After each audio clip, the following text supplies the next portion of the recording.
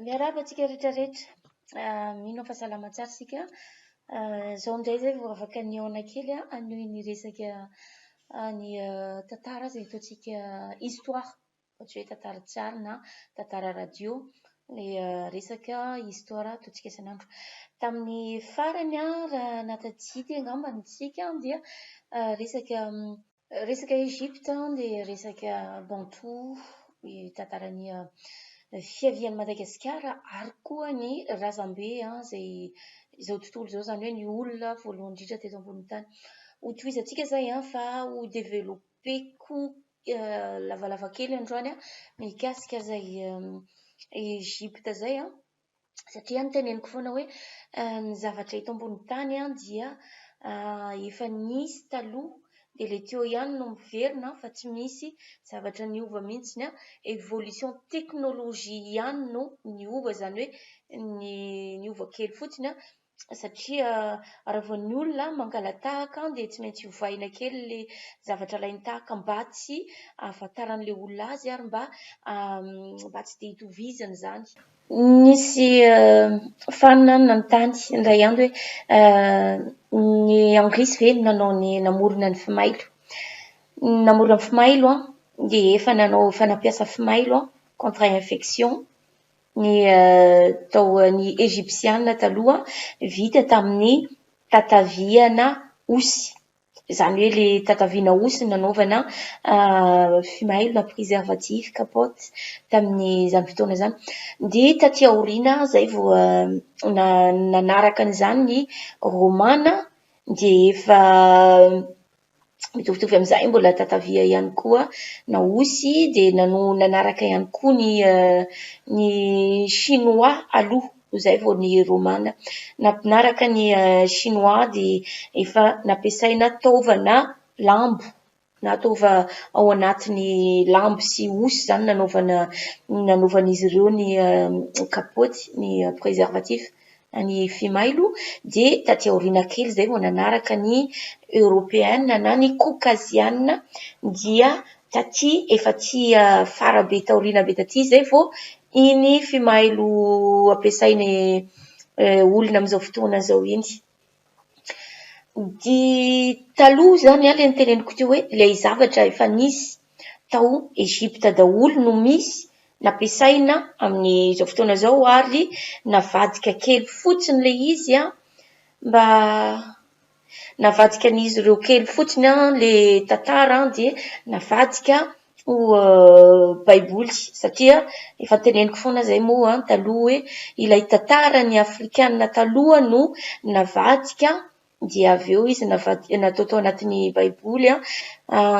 Betsaka ny olona izay mbola manambany tena mieritreritra hoe i Adamaseva no nipoirany izao rehetra izao fa tsy misy ny tany afara tany, tany zavatra efa lasa. Mieritreritra koa ny olona sasany hoe izao zavatra misy ainantsika eto izao dia ireo ataoko hoe caucasienne ilay izy, satria ilay caucasienne fifangaroana olona izay hoe mazava hoditra fotsiny amin'ny vazaha ny antsointsika azy, izany hoe mahatonga n'iny hoditra io dia ilay hoditra n'ilay caucasienne dia tsy mahatanty an'ilay ultraviolet na masoandro fa mahatanty kokoa ny hatsiaka.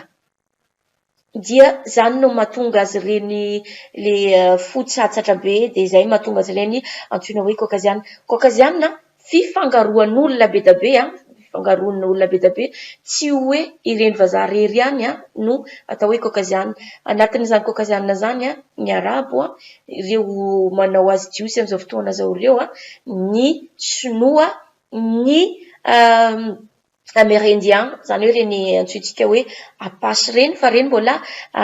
tsy dia antsoin'izy ireo caucasienne araka n'ilay hoditra ny mena. Ohatr'izany ihany koa mahazo ny sinoa arakaraka n'ilay hoditra ny jaune dia tsy ataon'izy ireo hoe caucasienne ilay izy. Caucasienne izany afaka miverifier ao amin'ny Wikipédia, ao amin'ny Google raha ohatra ka dia ahafantatra mikasika an'izay fa tsy ny Européenne rehetrarehetra ihany no caucasienne fa fifangaroana olona izay manana mélanine amin'ny hoditra tsy mahatanty ultraviolet na tsy mahazaka masoandro tsy mahazaka masoandro ihany koa ny mason'izy ireo izany mahatonga azy ireo betsaka be no mitondra solomaso ary betsaka be no malaky tsy mahita rehefa mahazoazo taona na rehefa tratry ny siramamy be loatra na tratry ny diabeta betsaka loatra dia tsy mahatanty masoandro ary izany mahatonga azy ireny ihany koa le betsaka be ny voan'ny cancer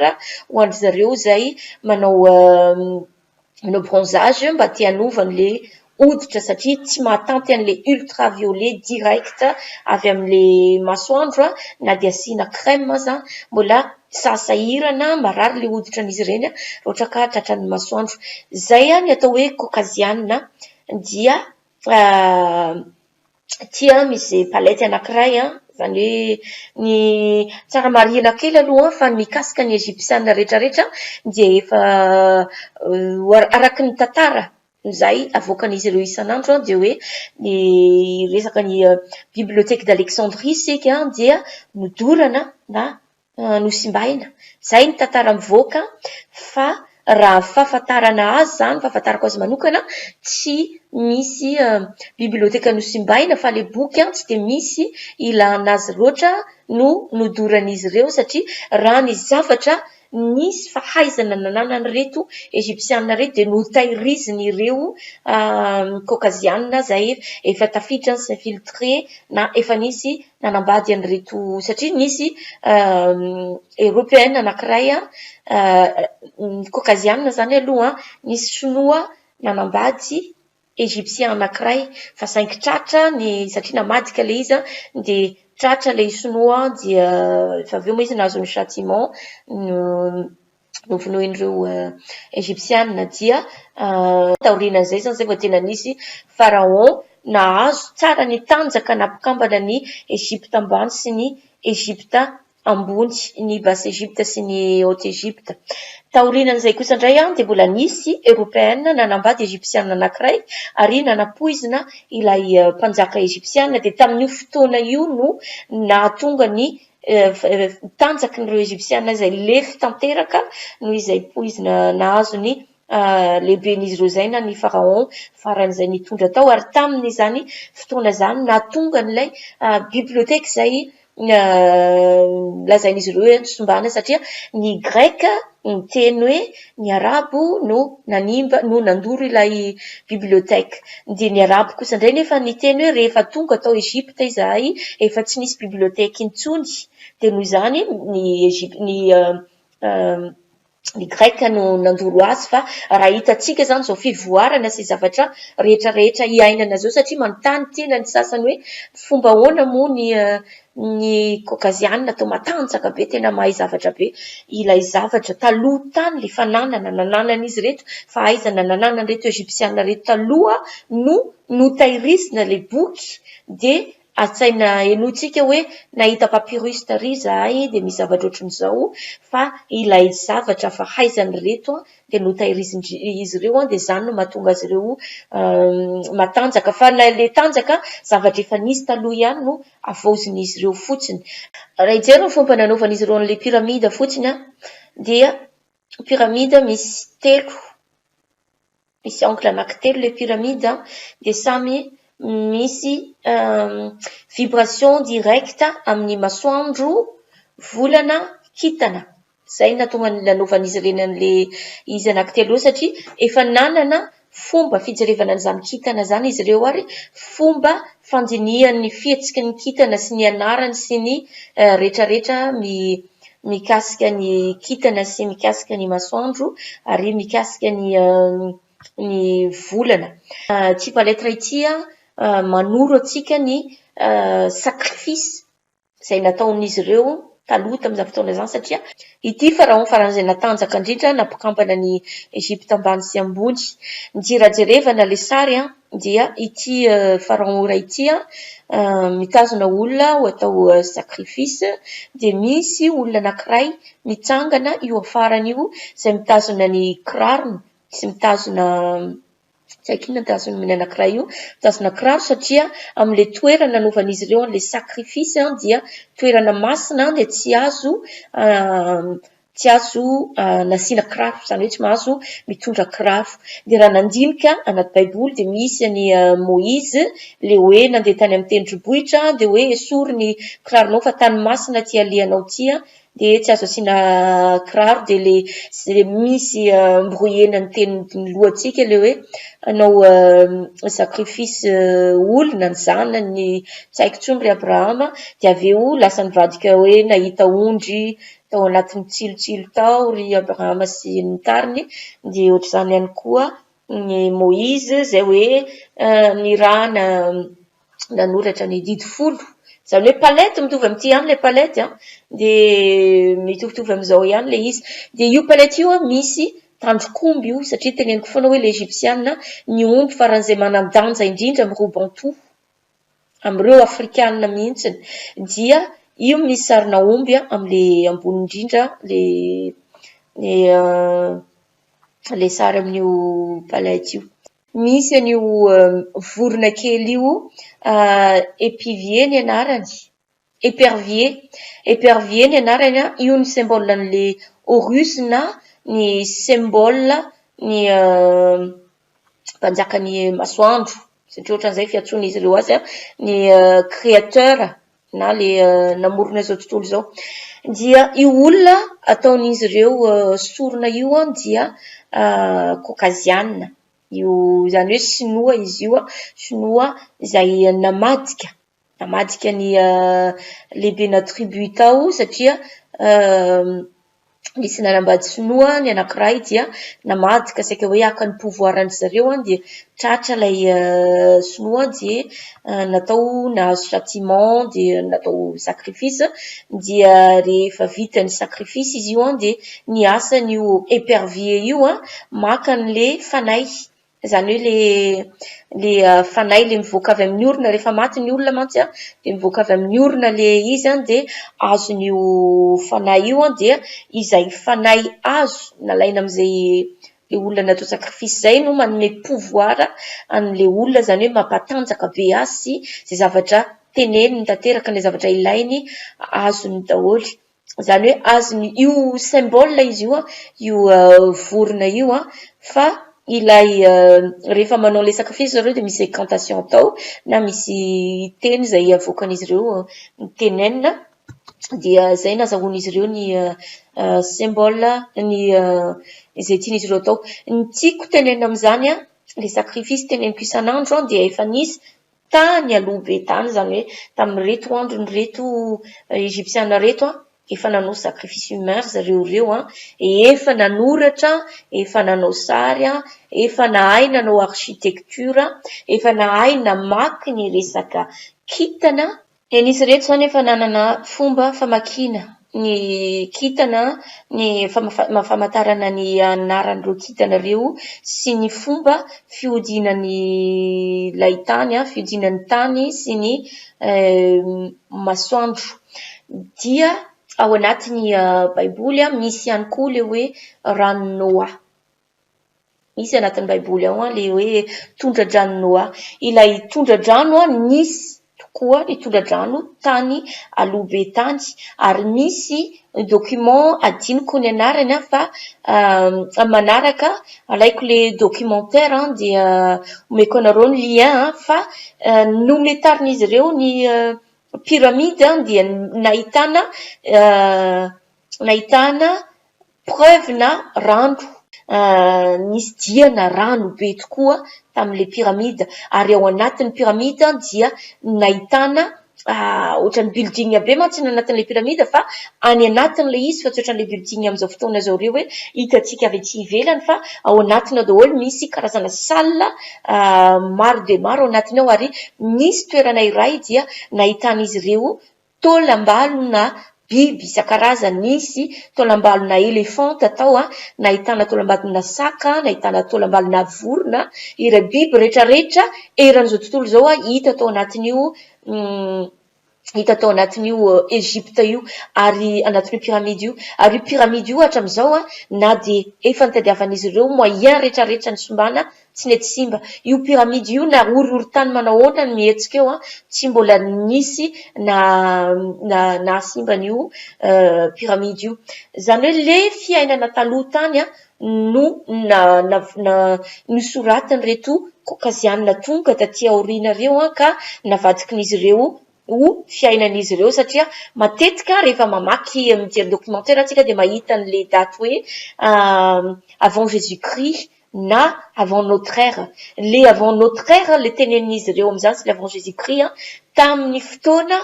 niterahan'i Jesosy Kristy izay mbola ho hazavaiko izay rehefa avy eo dia tamin'ny io daty io zany le anaovan'izy ireo azy hoe le avant notre ère ary avy amin'izany no mahatonga azy ireo hoe i Adama sy Eva no olona teto voalohany amin'izy ireo satria i Adama sy Eva moa efa niarahantsika mahita fa mangamaso be nefa mbola misy ihany koa n'olona tsy dia mahita tsaina loatra miteny hoe fa ngahy Adama sy Eva nanana endrika na Jesosy tsy manana endrika dia ho hazavaiko izay zavatra zay rehefa avy eo fa ny piramida nahitana diana rano, nahitana skelety na biby betsaka dia betsaka. Talohany ialefy dia efa nisy papyrus hita zany tany Egypte dia efa nampandregny izy ireo hoe amin'izao daty dia isy zavatra hitranga ohatran'izao satria ny fomba famakian'izy ireo zany fanisan'izy ireo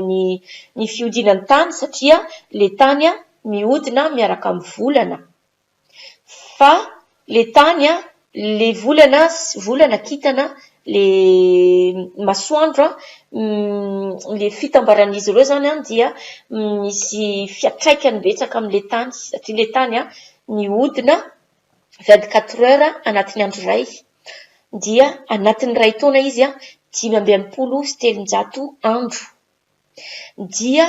am'le izy miodidina dia s'incliner zany hoe manao ohatran'izao mitongilana kely satria arakaraka ny fiodinany dia le tany ohatra nareo zany manodina zavatra anankiray ohatrany hoe manodina topi dia rehefa ahodina le zavatra dia tsy maintsy miorirana kely ohatr'izao izy rehefa mihodina rehefa tena mihodina dia ohatran'izay fomba fiodinan'ny tany rehefa mihodina izy dia ohatrany hoe amin'ny point de départ miala amin'le toerana amin'le fotoana nidinanao azy izy dia miverina amin'le fotoana le voalohany nanodinanao azy iny ihany rehefa hijanona dia ohatran'izay ny tany izany hoe miala avy ao amin'ny point anankiray izy dia miodidina dia iny tany iny tsy havita fiodidina ny tenany ray manontolo satria ny masoandro ngeza dia tena ngeza be dia le ela be le tany zay vao voahodidina ny masoandro ary le izy mihodina dia miorirana dia le fioriran'izy iny zany le sy ny fitambaran'ny masoandro sy ny masoandro sy ny volana dia manome influence zany misy influencer an'le tany dia mahatonga le ohatrany hoe manome aretina na manome mampalemy an'le tany dia vao maika manome vibration an'le tany mihodina dia rehefa ihodina rehefa akaiky tonga amin'le point de départ izy dia lasa manintona radio marée na manintona rano be ilay vibration le masoandro sy le volana dia zany le mahatonga le déluge le tenenintsika sy le tenenin'izy ireo amin'izao fotoana izao hoe ho avy ny farandro fa izy ireo tsy mbola mahay mamaky an'izay zavatra zay dia lasa mampatahotra olona na lasa zavatra hafa ny fampitahoran'izy ireo ny olona fa taloha efa namoaka an'izay ireo Egyptiana hoe amin'izao daty izao zany hoe afaka 3 taona isaky ny 3 taona izy io zany satria le fomba fitongilana an'le tany amin'le izy miodidina dia mahatratra eo amin'ny 25 920 ans zany eo amin'ny 27 alina taona fiodidinan'le tany masoandro dia iny masoandro iny iny fiodinana iny zany ny fomba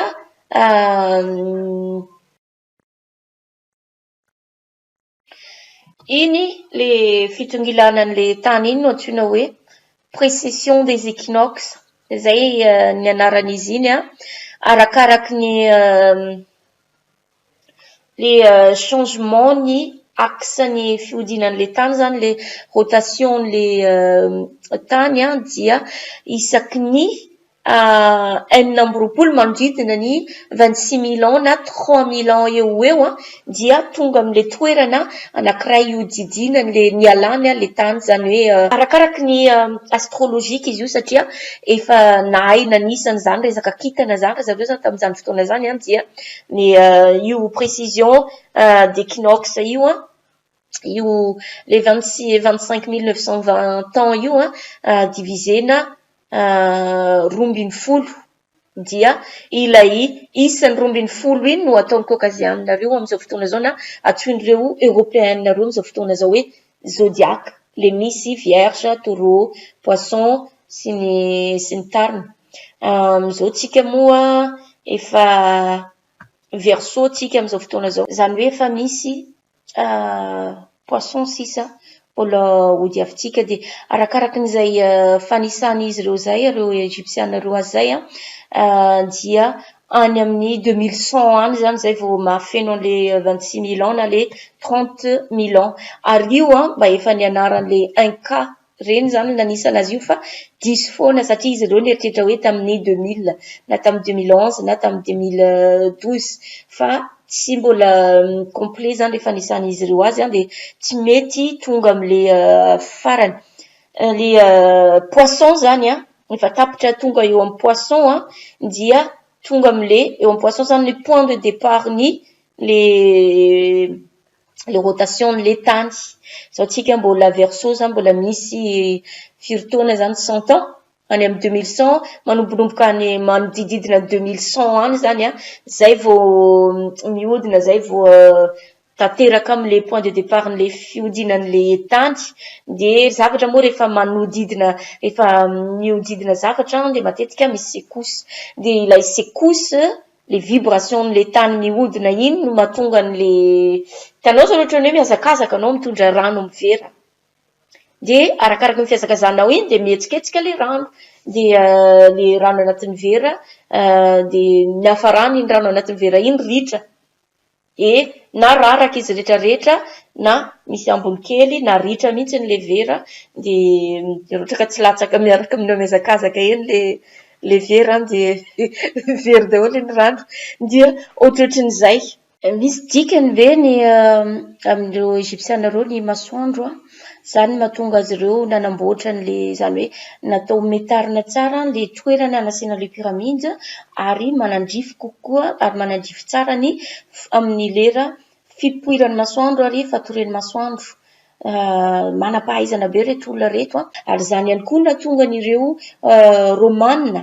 rehefa nahazo ny Egypte dia zany natonga an'izy ireo nanao ny fetiny masoandro ho 25 décembre ary io fety io no nataon'izy ireo nandraisan'izy ireo navadika ny chrétienne tatia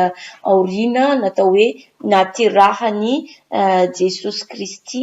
nanao sacrifice Moïse nahazo pouvoir namoaka an'le hoe ny jiosy natao andevo zay tsy dia hitako loatra ny taratra izay zavatra zay tsy dia hitako loatra ny tantaran'izay zavatra zay hoe natao andevo tokoa tany Egypte fa raha ny andevo dia iaraha mahalala fa dia ny afrikanina no andevo hatr'izay ka mbola misy manao andevo moderna amin'izao fotoana zao misy ny tantaran'ireo jiosy iaraha mahalala ihany koa fa dia zany hoe vao moderna be dia iny zavatra nitranga nanaovan'ny allemand anazy reny zay angambany ny tantarana jiosy fantatro sy fantatsika zay manaraka ny tantara fa raha resaka andevo sy nandevoziny égyptienne zany araky ny tantara zay tantaraiko taminareo hatramboalohany dia samy afrikanina izy ireo no ny afrikanina ny ala avy any Soudan no nanandevo ny ireo vazimba zay efa tao Egypte taloha Izay ny zavatra nisy ary ireo vazimba ireo no niparitaka ny ala satria tsy nahatanto intsony ny fanaporetana ny fampijaliana nataon'ireto Soudanais reto dia ny ala dia niparitaka dia hatramin'izao niparitaka izay mbola aparitak'izy ireo hatramin'izao fotoana izao io dia ilay tantara moa zany nangalarina ilay tantara dia navadika ho tantara hafa dia io ny ampiasaina natao baiboly izay nazahoana izao rehetrarehetra izao sy nanandevozana ny afrikanina amin'izao fotoana izao ary izao tsara fatarina fa tena efa mifoha ny mainty hoditra amin'izao fotoana izao mifoha ny afrikanina raha tsy teny fotsiny hoe ao Amerika izao dia efa misy communauté na samy mainty hoditra fa tsy misy caucasianina ao anatin'izany toerana izany satria betsaka loatra izany ny fampijaliana ataon'ireo mpitandro filaminana azy ireo tsy maninona ilay mainty hoditra reny dia tovirina bout portant na vonoina arakan'izay tian'izy ireo atao dia efa misy communauté ao Baton Rouge izay efa mainty hoditra iray manontolo na black iray manontolo ny ao dia efa manana ny orinasan'izy ireo, lakilasin'izy ireo, kolejin'izy ireo na ny universitén'izy ireo. Any Afrika koa efa misy maromaro efa manao communauté ohatr'izany dia na dia efa tadiavin'izy ireo aza mbola tadiavin'izy ireo ny fotoana anarahana ampisarana izany afrikanina izany dia efa mikambana izy ireo amin'izao rehefa misy maromaro tsy mbola izy rehetrarehetra fa efa mikambana dia tena raha mikambana izy rehetrarehetra dia ho matanjaka ary hatanjaka indray mandeha ohatry ny taloha indray fa isika malagasy no mbola misara-bazana fa variana miady politika manao ady politika mianakavy ao dia ho taraiky lava eto dia iomehezany rehetrarehetra eo dia hiandry ny paoly ny afaratsika satria ny politika ny gasy izay manimba zavatra efa ho 7-10 taona na ny taloha tany rehefa nisy ihany koa fa tsy nampivoatra dia mbola iny ihany izay tonga eo tadiavina ongana izay tonga eo tadiavina ongana rehefa miala ny sasany dia mbola mahita tenenina hoe tsy mety ny fitondranao fa miala fa any anah mety dia ny sasany izany moa dia misy dia tena manararaotra n'izy ireo hoe aty ivelany dia tena manararaotra mitady toerana dia manaratsy ny mpitondra manaratsy ny zavadrehetra nefa rehefa tonga eo dia mbola mitovy amin'iny ataon'izy iny ihany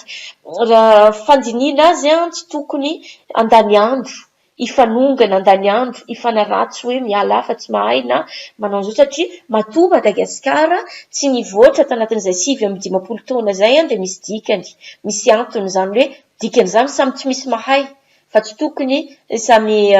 ifampiteny hoe ianao tsy mahay mitondra ny fitondranao ty tena fitondranao ty vahiny samy nanao daholo ny tonga teo ary izay mahatonga anahy miteny hoe tsy tia mpanao politika izany tsy tokony azo atokisana fa nanongana ny mpitondra eo dia hiverina eo dia mbola mitovy amin'iny ihany ny atao fa tsy maintsy mbola vahiny ihany no ahazo vahana na io vahiny azetika io na vahiny inona io fa rehefa vahiny dia vahiny izay raha vao tsy gasy mihitsy izany hoe ny gasy no omena lanjany aloha dia